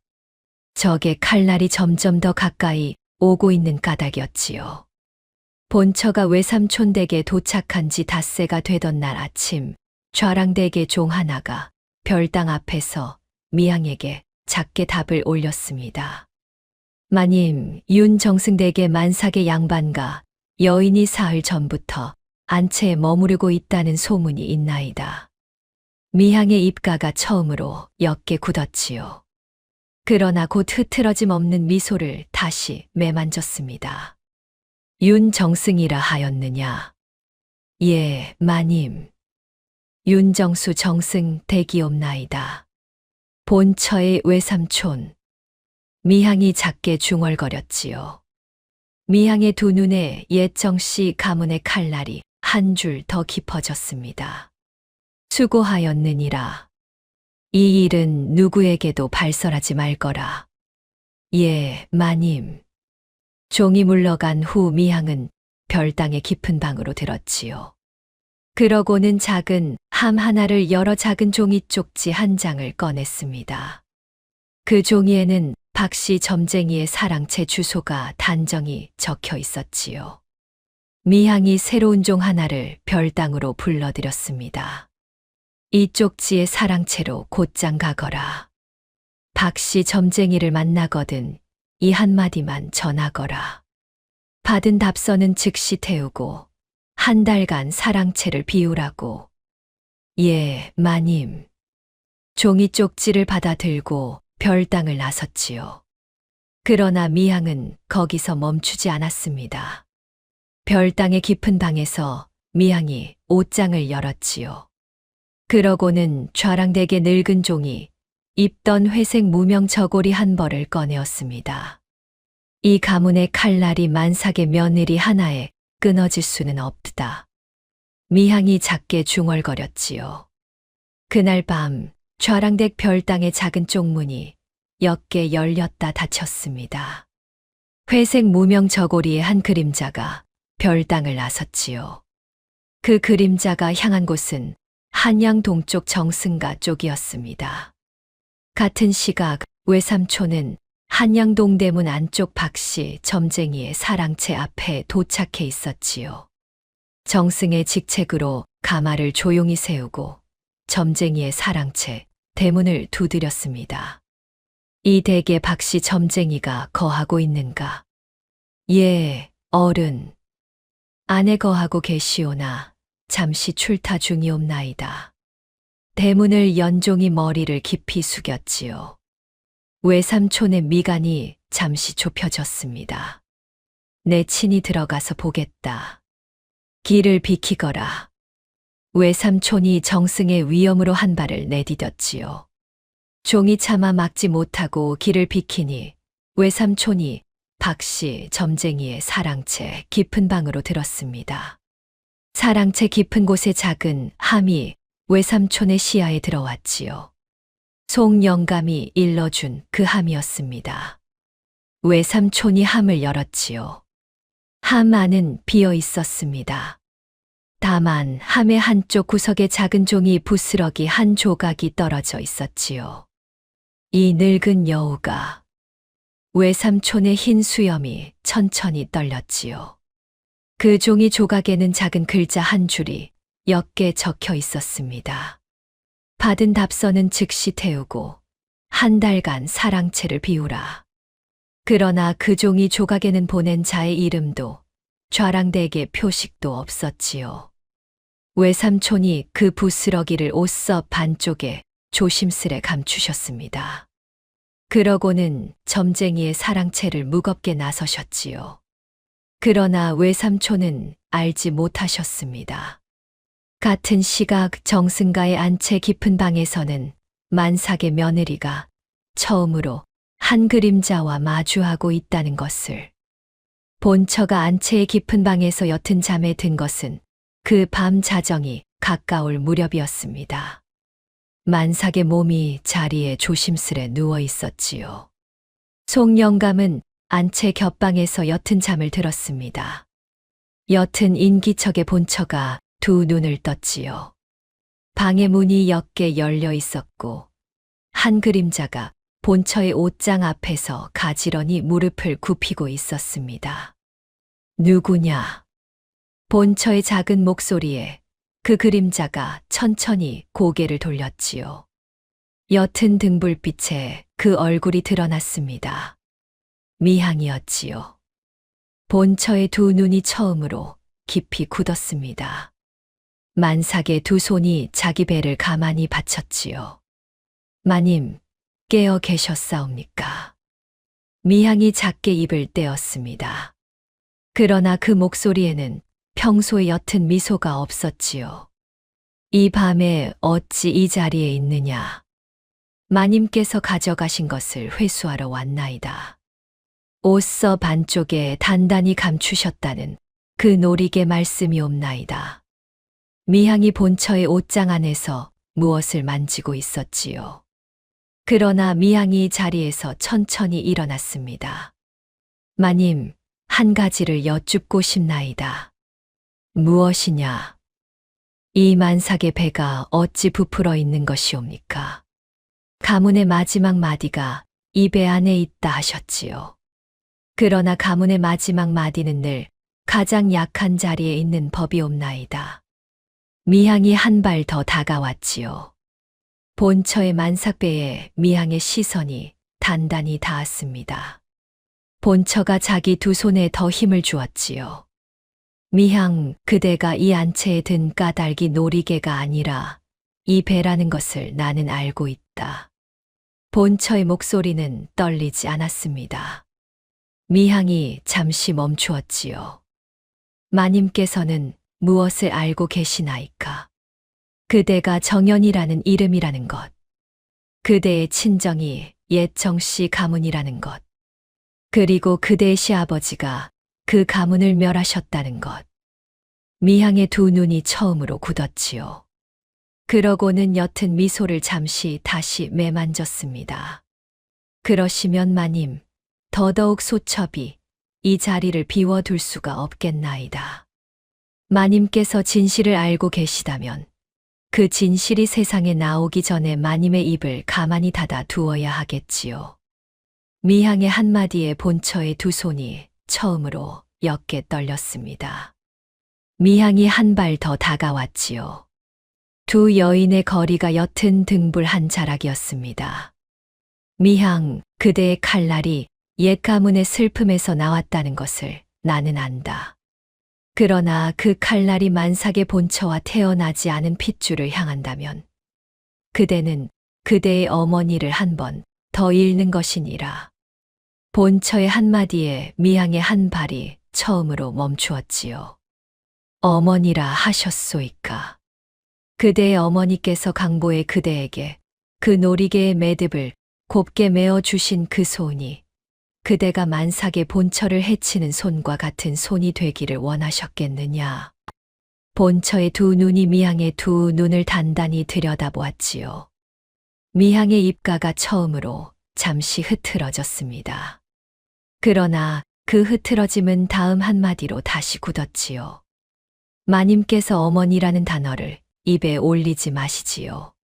소첩의 어머니는 한 가문의 사랑채에 차분히 앉아 계신 그 자의 손에 가셨나이다.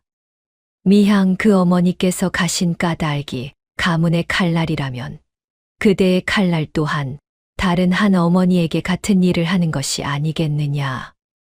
마님께서는 아직 어머니가 아니시옵나이다. 만삭의 그 배가 가문의 마지막 마디라 하나 그 마디가 세상에 나오기 전이지요. 어머니의 죄는 한 어머니에게서 다른 어머니에게로 옮겨가는 것이 아니라 어머니가 되기 전의 자에게 깊이 닿는 법이옵나이다. 어머니의 마지막 모습이 어떠하였는지 마님께서는 아시옵나이까. 아버님의 가문이 들이댄 칼날 앞에서 강보의 소첩을 유모의 품에 던지시던 그 손이 소첩의 어머니의 마지막 손이옵나이다. 미향이 다시 한 발을 내디뎠지요. 본처의 만삭배에 미향의 손이 닿을 듯하던 그 순간 안채 겹방의 문이 큰 소리로 열렸습니다. 정연이 아씨. 송영감의 한마디였지요. 송영감이 안채의 깊은 방에 곧게 들어섰습니다. 흰 머리의 노인이 옛 정씨 가문의 청지기의 두 눈으로 미향을 바라보고 있었지요. 누구신지요? 미향의 입가가 잠시 굳었습니다. 송영감이 한 발 더 다가오셨지요. 아씨, 소인이옵나이다. 옛적 아씨께 자장가를 불러드리던 정씨 가문의 청지기 송영감이옵나이다. 송영감의 한마디에 미향의 두 눈이 처음으로 흐릿해졌지요. 그러나 미향은 곧 자기 두 눈을 단단히 다시 닫았습니다. 이 늙은이도 정씨 가문의 사람이라 하시었사옵나이까. 그러시면 더더욱 소첩의 칼날을 막지 마시지요. 미향이 본처의 만삭배에 다시 한 발을 내디디려 하였지요. 송영감이 미향의 손목을 가만히 잡으셨습니다. 아씨, 옛 가문의 안주인 마님께서 강보의 아씨에게 메어 주신 그 매듭이 만삭의 본처를 해치는 매듭이 될 수는 없나이다. 송영감의 한마디에 미향의 손목이 처음으로 옅게 떨렸지요. 미향이 송영감을 가만히 밀치며 옷섭 반쪽에서 작은 놀이개 한 점을 꺼내었습니다. 본처가 챙겨온 놀이개와 같은 매듭에 또 한 점이었지요.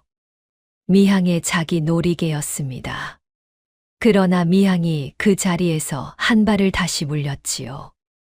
미향의 손에서 그 놀이개가 옅게 떨리다가 바닥에 한 번 떨어졌습니다. 미향이 그것을 미처 챙기지 못한 채 안채의 깊은 방을 큰 소리로 나섰지요. 본처와 송영감이 잠시 자리에 굳게 앉아 있었습니다. 본처의 두 눈에 한 줄의 눈물이 흘렀지요. 송영감이 미향이 떨어뜨린 그 놀이개를 가만히 받쳐 드셨습니다. 마님, 이 놀이개가 또 한 점이옵나이다. 마님께서 가져오신 그 놀이개와 한 짝이었던 것이옵나이다. 송영감의 두 눈에도 옛 가문의 깊은 슬픔이 한 줄 흘렀지요. 그러나 본처의 만삭배가 그 순간 처음으로 작은 진동을 보였습니다. 송영감, 산기가 오는 듯 하옵나이다. 본처의 한마디에 송영감이 곧장 자리에서 일어나셨지요. 그러나 같은 시각 정승가의 소슬대문 밖에서는 다른 한 가지 위협이 새벽 길을 따라 가까워지고 있었습니다. 이튿날 새벽 정승가의 소슬대문 앞에 한 무리의 군졸이 꼿꼿이 멈춰섰지요. 그 한가운데에는 좌랑댁 시아버지 최경하 대감이 친히 흰 두루마기를 입고 가마에서 내리시고 계셨습니다. 정승가의 청지기는 단정히 나오라. 시아버지의 목소리가 새벽 공기를 단단히 갈랐지요. 정승가의 늙은 청지기가 소슬대문 안쪽에서 떨리는 손으로 빗장을 잠그고 있었습니다. 최 대감마님, 정승 대감마님께서 출타 중이시옵나이다. 정승이 출타라 하였느냐. 정승이 안 계시면 정승가의 안채에 내 며느리와 손주가 있다는 사실은 변함이 없다. 소슬대문을 단정히 열어라. 대감마님, 정승 대감마님께서 친히 돌아오신 후에야 단정히 답을 올릴 수 있나이다. 청지기의 답에 시아버지의 흰 수염이 처음으로 무겁게 떨렸지요. 시아버지가 군졸 한 명에게 손짓을 보내셨습니다. 소슬대문 앞에 단단히 자리를 잡으라. 정승가의 안채에서 며느리가 친히 나오기까지 한 발도 물러나지 말라. 예, 대감마님. 청지기 한 가지를 단정히 전하라. 이 늙은이가 소슬대문 앞에 사흘이 걸리든 7날이 걸리든 단정히 앉아 있을 것이라고. 며느리가 친히 나오지 않는다면 정승가의 명예가 깊이 흔들리리라. 대감마님, 정승 대감마님께서 친히. 답은 듣지 않는다. 청지기는 안채로 가서 며느리에게 조용히 전하라. 시아버지가 소슬대문 앞에서 며느리의 손주를 친히 안으려 기다린다고. 군졸들이 정승가 소슬대문 앞에 단단히 진을 쳤지요. 시아버지가 직접 소슬대문 앞에 마련된 작은 자리에 다소곳이 앉으셨습니다. 정승가의 소슬대문이 처음으로 외부의 손에 단단히 봉쇄되는 그 새벽이었지요.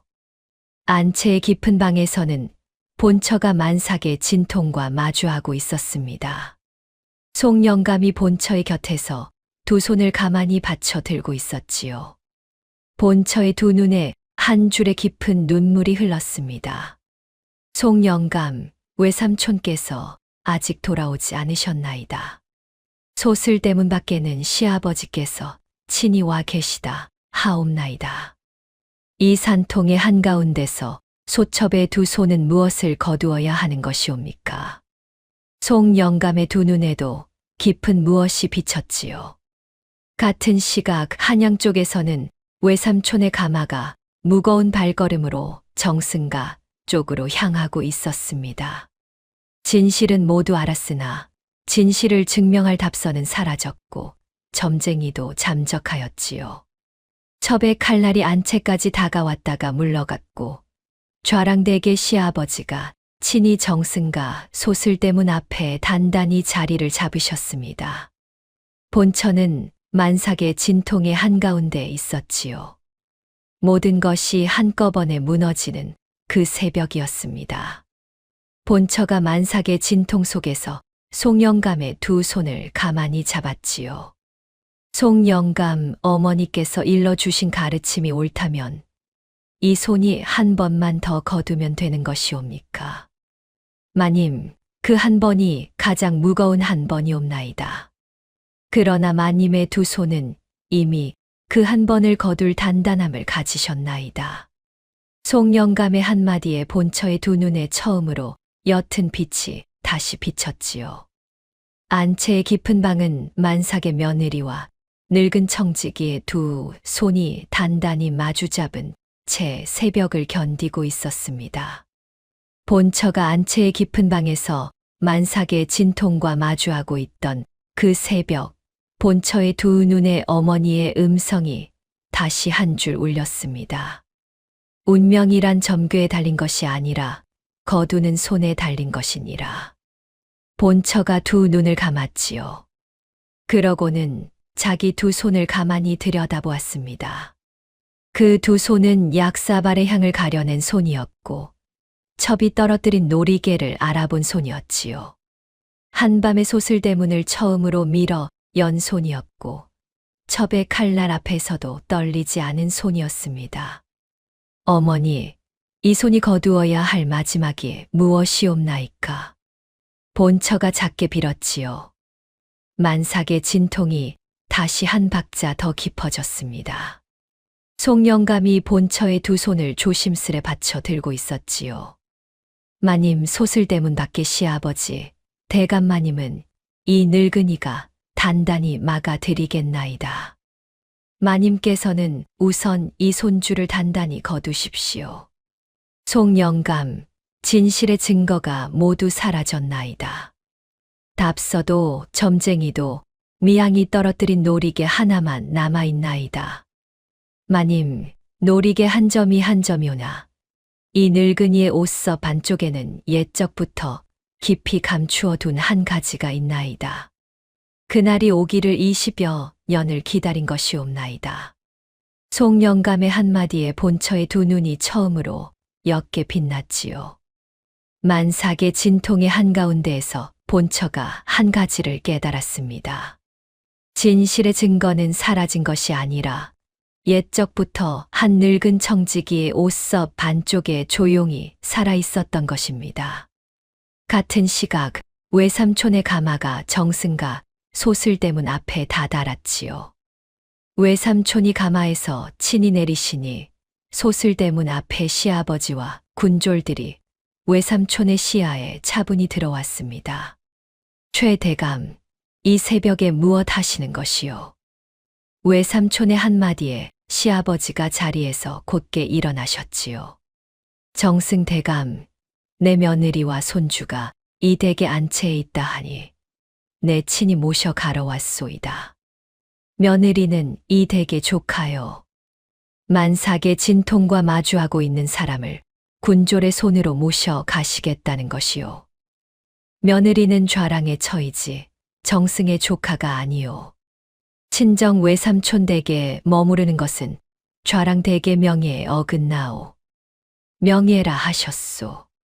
그렇다면 좌랑댁 별실이 친정 외삼촌 댁의 안채의 한밤에 잠입한 것은 어느 가문의 명예이옵니까?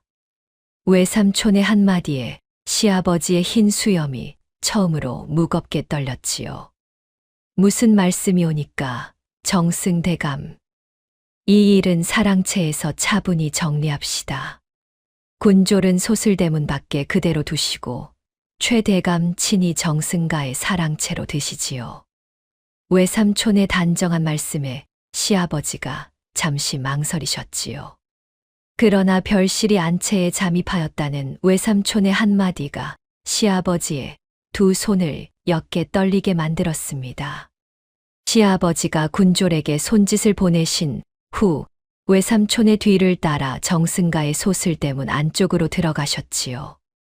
남편과 미향이 시아버지의 뒤를 무겁게 따랐습니다. 같은 시각 안채의 깊은 방에서는 본처의 만삭의 진통이 마지막 한 박자에 다다르고 있었지요. 송영감이 본처의 두 손을 조심스레 받쳐 들고 있었습니다. 마님, 한 번만 더 거두십시오. 어머니의 가르침이 이 손에 살아있나이다. 본처가 두 눈을 단단히 감으며 마지막 한 박자를 내디뎠지요. 한 작은 울음소리가 안채의 새벽 공기를 단단히 가르며 울렸습니다. 사내 아이였지요. 만삭의 진통 끝에 거두어진 첫 핏줄이었습니다. 송영감이 그 작은 핏줄을 단정히 받쳐 본처의 두 손에 가만히 안겨드렸지요. 어머니의 손이 거두었으니 너의 손은 무엇을 거두려나. 본처가 아기의 작은 손을 가만히 매만지며 작게 속삭였습니다. 정승가의 사랑채의 외삼촌, 시아버지, 남편, 미향, 송영감이 단정히 자리하였지요. 본처도 산후 한 시즌 만에 단정히 자리에 들었습니다. 가 태어난 사내아이는 안채의 깊은 방에서 정승가의 늙은 시녀가 단정히 받쳐 들고 있었지요. 외삼촌이 옷서 반쪽에서 작은 놀이개 한 점을 꺼내어 자리 가운데 가만히 놓으셨습니다. 이 놀이개는 어젯밤 별실 미향이 정승가의 안채에 잠입했다가 떨어뜨린 것이요. 안주인이 친정 가문에서 챙겨오신 놀이개와 같은 매듭이라. 시아버지의 두 눈이 미향에게로 옮겨지셨지요. 그러나 시아버지가 곧 단정한 답을 올리셨습니다. 정승대감, 놀이개 한 점이 무슨 증거가 되겠소이까?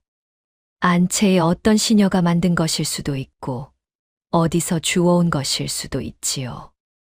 또한 별실이 정승가에 잠입하였다는 사실 자체가 별실의 입에서 나온 것이 아니니 정승 대감의 한마디만으로 단정 지을 수 없소이다. 매듭이 옛 정씨 가문 안주인의 매듭이라는 것은 송영감이 단정히 증언할 수 있소. 송영감 한 명의 늙은이 한마디로 한 가문의 일을 정할 수는 없소이다. 시아버지의 단단한 답에 외삼촌이 옷서 반쪽에서 작은 종이 부스러기 한 조각을 다시 꺼내셨지요. 박씨 점쟁이의 사랑채함에서 가져온 그 조각이었습니다. 이 종이는 박씨 점쟁이의 사랑채 함 한쪽에 떨어져 있던 것이요. 받은 답서를 즉시 태우고 한 달간 사랑채를 비우라는 한 줄이 적혀 있소이다. 시아버지의 흰 수염이 옅게 떨렸지요. 그러나 시아버지가 다시 단단한 답을 올리셨습니다. 그 쪽지가 누구의 손에서 나왔는지 어찌 증명하시오. 별실의 글씨라는 증거가 어디 있소이까. 그 쪽지의 글씨는 박씨 점쟁이가 친히 답할 일이오. 점쟁이는 곧 이 자리에 끌려올 것이오. 점쟁이가 잡히지 않은 자리에서 점쟁이의 입을 빌려 단정 지으시겠다는 것이오. 시아버지의 답이 조용히 이어졌지요. 그러나 그 자리에서 미향이 처음으로 자리에서 일어났습니다. 미향의 입가에서 흐트러짐 없는 미소가 사라져 있었지요. 아버님, 한 가지를 아뢰고 싶나이다. 무엇이냐? 이 쪽지는 소첩이 박씨 점쟁이에게 보낸 것이옵나이다. 소첩의 글씨이옵나이다. 또한 박씨 점쟁이에게 점괘를 미리 정해 두도록 지시하고 옅은 은자 100냥을 사례로 보낸 것도 소첩이옵나이다. 미향의 자백에 시아버지의 두 손이 잠시 떨렸지요. 사랑채의 공기가 한 박자 더 무거워졌습니다. 미향아, 어찌 그 일을. 아버님, 한 가지 더 아를 것이 있나이다. 미향이 자리에서 다소곳이 일어섰지요. 그러고는 시아버지의 두 눈을 똑바로 들여다보았습니다. 소첩의 본명은 미향이 아니옵나이다. 정연희이옵나이다. 정연희. 시아버지의 흰 수염이 한 번 더 깊이 떨렸지요. 미향이 옷섭 안쪽에서 작은 놀이개 한 점을 꺼내었습니다. 아버님께서 20여 년 전 멸문시키신 정씨, 가문이 소첩의 친정이옵나이다. 소첩이 강보의 어린 따님으로 유모의 손에 살아남았나이다. 그 가문의 마지막 후손이 소첩이옵나이다. 미향의 한마디에 사랑채의 공기가 무거워졌습니다. 그러나 시아버지가 다시 한 번 단단한 답을 올리셨지요. 미향, 내 입에서 나온 그 이름이 옛적에 그 가문의 후손이라는 증거는 어디 있느냐? 강보에 살아남은 어린아이가 있다는 말은 들어본 적이 없다. 어디서 잡아온 놀이개 한 점으로 한 가문의 후손을 자처하는 것이 아니냐? 시아버지의 답에 송영감이 자리에서 조심스레 일어났지요.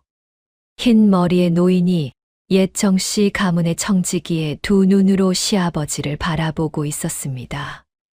대감마님, 소인이 옛 정씨 가문의 청지기 송영감이옵나이다.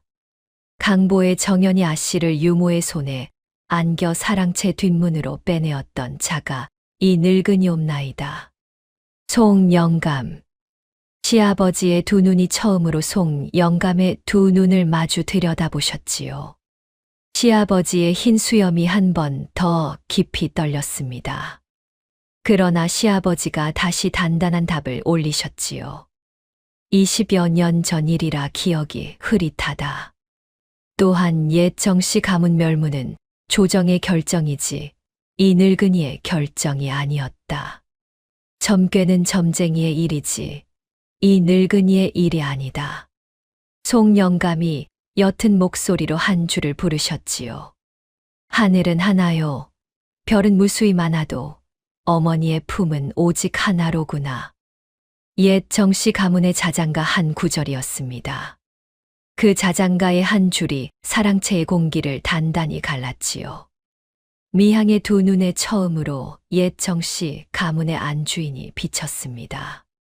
옛 자장가를 가슴 한 구석에 단단히 잠재워 두었던 미향의 두 눈에 처음으로 한 줄의 눈물이 흘렀지요. 어머니. 미향이 작게 중얼거렸습니다.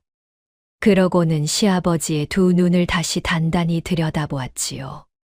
아버님께서 옛적 박씨 점쟁이의 가짜 점괘로 정씨 가문을 멸하셨나이다. 정씨 가문이 역모를 일으켰다는 점괘가 박씨 점쟁이의 입에서 나왔지요. 그러나 그 점괘는 가짜였나이다. 정씨 가문의 토지와 가산이 아버님의 가문으로 옮겨졌나이다. 미향의 한마디 한마디가 시아버지의 두 어깨를 더 무겁게 짓눌렀지요. 그러나 시아버지가 다시 한번 단단한 답을 올리셨습니다. 그것은 조정의 결정이지 내 결정이 아니었다. 점쟁이의 점괘는 점쟁이의 일이지 내 일이 아니다. 옛 가문 토지가 내 가문으로 옮겨진 것은 조정의 처분이지 내 손이 거둔 일이 아니다. 남편이 처음으로 시아버지를 돌아보았지요. 아버님, 그 일이 참이옵나이까.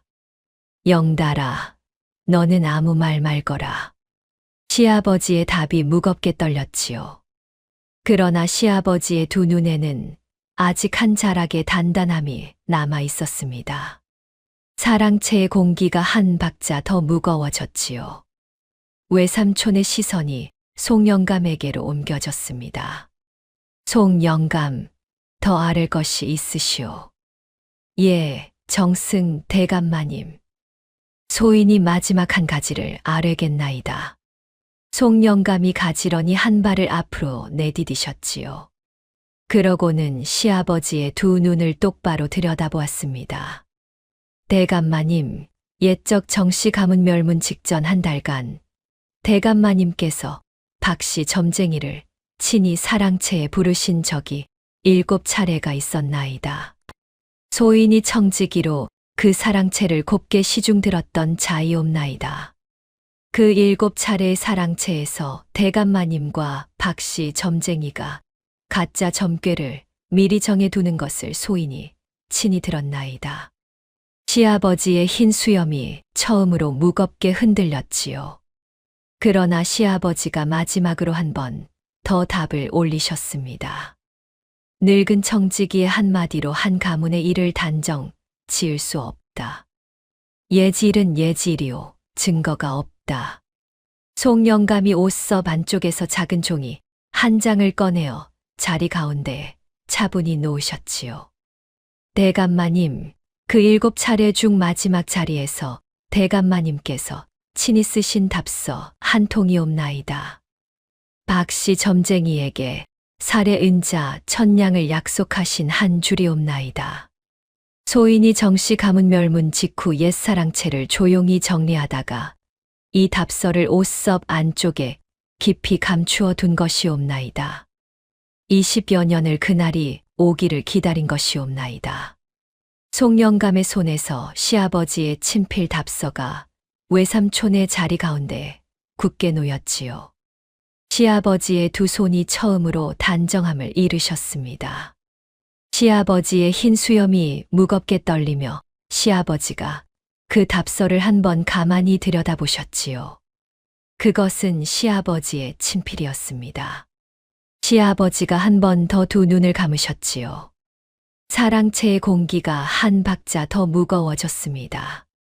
그것을 그대가 가지고 있었더냐.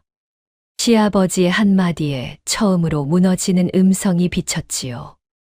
송영감의 두 눈에 옛 정씨 가문의 깊은 슬픔이 한 줄 흘렀습니다. 대감마님, 소인은 옛 정씨 가문의 청지기이옵나이다.